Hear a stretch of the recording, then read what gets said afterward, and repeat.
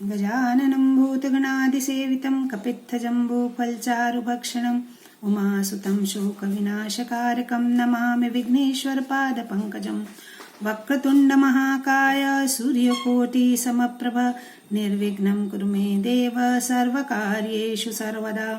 कार्तिकेयं करिष्यामि प्रातः स्नानं जनार्दन प्रीत्यर्थं तव देवेश दामोदर मया सह। हे जनार्दन, हे देवेश्वर दामोदर, लक्ष्मी सहित आपकी प्रसन्नता के लिए मैं कार्तिक में प्रातः स्नान करूंगी। गृहाणार्घ्य मया दत्तं राधया सहितो हरे नमः कमलनाभाय नमस्ते जलशायिने नमस्तेस्तु ऋषिकेश गृहाणार्घ्य नमोस्तुते। श्री भगवान, आप श्री राधा जी के साथ मेरे दिए हुए इस अर्घ्य को स्वीकार करें। हरे, आप कमल नाभ को नमस्कार है। जल में शयन करने वाले आप नारायण को नमस्कार है। हे ऋषिकेश, यह अर्घ्य ग्रहण कीजिए, आपको बारंबार नमस्कार है। इस प्रकार कार्तिक स्नान का आपको रोज ही प्रारंभ करना है। आज की इस कार्तिक पुराण की कथा में मैं आपको गुणवती का कार्तिक व्रत के पुण्य से सत्यभामा के रूप में अवतार और भगवान के द्वारा शंखासुर का वध और देवों के उद्धार के महात्म को सुनाने जा रही हूँ। सूत जी कहते हैं, एक समय हर्षोल्लास से प्रसन्न मुख वाली देवी सत्यभामा ने भगवान कृष्ण से कहा, भगवान, मैं धन्य हूँ, कृतकृत्य हूँ, मेरा जीवन सफल है। प्रभु, मैंने पूर्व जन्म में कौन सा दान व्रत तप पुण्य किया है जिससे मैं इस मृत्यु लोक में जन्म लेकर भी आपकी अर्धांगिनी हुई हूँ। जन्मांतर में मैं कौन थी, किसकी पुत्री थी और इस जन्म में मैं आपकी प्रियतमा पत्नी हुई हूँ। ये सब बातें आप मुझे विस्तार से बताइए। भगवान श्री कृष्ण बोले, प्रिय सत्यभामा, सतयुग के अंत में हरिद्वार में एक श्रेष्ठ ब्राह्मण रहते थे जिनका नाम देव शर्मा था। वे अत्रि कुल में उत्पन्न हुए थे। वे वेदांगों के पारंगत विद्वान थे। उनकी अवस्था बहुत अधिक हो चली थी। उनके कोई पुत्र नहीं था, केवल एक कन्या थी जिसका नाम गुणवती था। देव शर्मा ने चंद्र नामक अपने शिष्य को अपनी पुत्री ब्याह दी और उसी को पुत्र की तरह मानने लग गए। चंद्र जितेंद्रिय थे, आज्ञाकारी थे तथा वह देव शर्मा को अपने पिता समान मानकर उनकी सेवा किया करते थे। एक दिन वे दोनों कुश लेने के लिए वन में गए। वहां यमराज के समान किसी विकराल राक्षस ने उन दोनों को मार डाला। वे दोनों अपने अपने पुण्य के प्रभाव से विष्णु लोक चले गए। उनके मारे जाने का समाचार सुनकर गुणवती पिता और पति के वियोग से पीड़ित होकर करुण स्वर में विलाप करने लगी।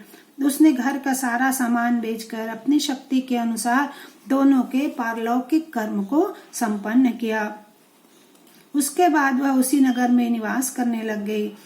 जीवित रहने पर भी गुणवती के लिए संसार समाप्त हो चुका था। उसने मृत्यु पर्यंत दोनों व्रतों का विधि पूर्वक पालन किया। एक तो एकादशी का उपवास और दूसरा कार्तिक मास का भली भांति पालन। इस प्रकार गुणवती प्रतिवर्ष कार्तिक का व्रत किया करती थी। एक समय जब वह बीमार थी, उसके सारे अंग दुर्बल हो गए थे और ज्वर से वह बहुत पीड़ित थी। किसी तरह धीरे धीरे चलकर गंगा जी में स्नान करने के लिए गई। जो ही वह जल के भीतर गई, ठंड से पीड़ित हो कांपती हुई गिर पड़ी। उस व्याकुलता की दशा में उसने देखा कि आकाश से विमान उतर रहा है। मृत्यु के पश्चात वह दिव्य रूप से उस विमान पर बैठकर विष्णु लोक को चली गई। कार्तिक व्रत के पुण्य से वह मेरे समीप रहने लग गई। तदंतर ब्रह्मा आदि देवताओं की प्रार्थना से जब मैं इस पृथ्वी पर आया, मेरे साथ मेरे समस्त पार्षद भी इस पृथ्वी पर आए। तो हे भामिनी, ये सब यदुवंशी मेरे पार्षद ही हैं। पूर्व जन्म के देव शर्मा ही तुम्हारे पिता सत्राजित हुए और वे चंद्र नामक ब्राह्मण अक्रूर के रूप में जन्म लिए और तुम वही कल्याणमयी गुणवती हो। कार्तिक व्रत के महापुण्य से तुम मेरे लिए अधिक प्रसन्नता देने वाली बन गई। पूर्व जन्म में तुमने जो मेरे मंदिर के द्वार पर तुलसी की वाटिका लगा रखी थी और उसकी सेवा किया, उसी का फल है। इस समय तुम्हारे आंगन में यह कल्प वृक्ष शोभा पा रहा है। तुमने जो मृत्यु पर्यंत कार्तिक का अनुष्ठान किया उसके प्रभाव से तुम्हारा मुझसे कभी भी वियोग नहीं होगा। प्रिय, पूर्व काल में राजा पृथु और महर्षि नारद का इस विषय में जो संवाद हुआ है उसको सुनो। पृथु के पूछने पर नारद जी ने इस प्रकार कहना प्रारंभ किया। प्राचीन काल में शंख नामक एक असुर था जो समुद्र से उत्पन्न हुआ था। उसने इंद्र आदि समस्त लोगों के अधिकार छीन लिए थे। देवता छुपकर रहने लग गए थे। उस समय दैत्य ने विचार किया कि यद्यपि मैंने देवताओं को जीत लिया है तथा वे बलवान दिखाई देते हैं, तो अब इस विषय में मुझे क्या करना चाहिए। यह बात मुझे अच्छी तरह मालूम है। सारे देवता वेद मंत्रों के बल से ही प्रबल होते हैं, इसलिए मैं वेदों का ही अपहरण करूंगा। इससे सब देवता निर्बल हो जाएंगे। ऐसा निश्चय करके वह दैत्य ब्रह्मा जी के सत्यलोक से शीघ्र ही वेदों को हर लाया। उसके द्वारा ले जाए जाते हुए वेद भय से उसके चंगुल से निकल भागे और यज्ञ मंत्र एवं बीजों के साथ समस्त वेद जल में समा गए। शंखासुर उन्हें ढूंढता हुआ समुद्र के भीतर घूमने लग गया, परंतु उसे वह कहीं नहीं दिखा और देवता भगवान विष्णु के पास जाकर उनकी स्तुति करने लगे। आज का यह अध्याय यहाँ पर समाप्त होता है। अगले अध्याय में शंखासुर के उद्धार की और वेदों के उद्धार की कथा आएगी। आपको यह कार्तिक महात्म्य कैसा लग रहा है? यदि आपको अच्छा लगता हो तो मेरे चैनल को सब्सक्राइब करें और लाइक भी करें। साथ ही साथ आपके जो प्रश्न हैं मैं उनका उत्तर देने की कोशिश करूंगी। कुछ बहनों ने मुझे ये पूछा था कि कार्तिक की पूजा करते समय हमारे वस्त्र किस प्रकार के हों, और कुछ बहनों ने ये कहा था कि कार्तिक व्रत क्या सौभाग्यवती स्त्रियों को भी करने चाहिए। तो कार्तिक व्रत महापुण्यदायी है। कार्तिक व्रत लक्ष्मी हरि और श्री हरि, राधा जी और कृष्ण जी की प्रसन्नता के लिए होता है। साथ ही महादेव और पार्वती भी इस व्रत से प्रसन्न होते हैं। पंचदेवों की पूजा की जाती है, तो इसको सभी को करना चाहिए। बाल, वृद्ध, सौभाग्यवती स्त्रियां सभी को करना अच्छा है। कार्तिक का महापुण्य है। आप सौभाग्य के जितने भी सारे त्योहार हैं वो तो कार्तिक में ही आते हैं, जैसे करवा चौथ है ना, तो ये सब सारे सौभाग्य के जो व्रत हैं वो कार्तिक मास में ही आते हैं। इसलिए कार्तिक को सभी को करना चाहिए और उचित है करना। घर में सुख शांति और लक्ष्मी प्राप्ति के लिए कार्तिक से बढ़कर कोई माह नहीं है। दूसरा प्रश्न ये था कि सुबह यदि हम ब्रह्म मुहूर्त में नहाते हैं तो हमारी वेशभूषा कैसी हो। मतलब महिलाओं को श्रृंगार से संबंध में है, तो हमारे वैदिक तरीके से और हमारे सांस्कृतिक परंपराओं के अनुसार सौभाग्यवती स्त्रियों को पूर्ण श्रृंगार करके ही भगवान की पूजा करनी चाहिए।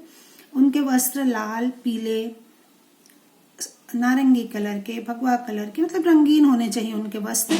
काले वस्त्रों में और ज्यादा गहरे नीले वस्त्रों में पूजा नहीं करनी चाहिए। ऐसा कहा जाता है कि काले वस्त्र में थोड़ा तांत्रिक लोग शायद उसका प्रयोग ज्यादा करते हैं, इसलिए होगा, या निषिद्ध है। तो काले रंग के वस्त्र और गहरे नीले रंग के वस्त्र पहनकर कार्तिक पूजा मना करें। और भी जो अच्छे कलर हैं वो सारे कलर आप पहन सकते हैं, और खासकर नारंगी है, लाल हो गया, पीले के सारे शेड हो गए, गुलाबी हो गए, सभी जो सौभाग्यवती स्त्रियां पहनती हैं उसको भी कर सकते हैं। और जो हमारे बच्चे भी कार्तिक व्रत कर रहे हैं, ऐसा मुझे कुछ बच्चों ने बताया, बहुत अच्छी बात है। तो बच्चे और पुरुष वर्ग जो करता है वो जो सामान्य पूजा में वो जो पहनते हैं अपना, जो उनका अपना वस्त्र है आरामदायक जिसमें वो पूजा कर सकते हैं, वो कर सकते हैं। दूसरा, बुझा हुआ दिया दीपक को दोबारा आप पूजा में ना लाएं। जैसे आपने दीपक जलाया आरती करने के लिए या पूजा में रखने के लिए, और किसी कारण से वो बुझ गया दीपक, तो उसी बाती को ना जलाएं, उस बाती को निकाल के दूसरी बाती को जलाएं। बाकी तो भावपूर्ण पूजा प्रभु को स्वीकार है। उस भावपूर्ण पूजा के लिए किसी भी प्रकार के मंत्रों की आवश्यकता नहीं होती है। और कार्तिक जैसा अनूठा व्रत जिसमें नाम, दीपदान, ये सब की परंपरा है, तो ये श्रेष्ठ है। तो अब आज का के कथा यहीं पर विश्राम लेती है। आइए मेरे साथ कीर्तन कीजिए।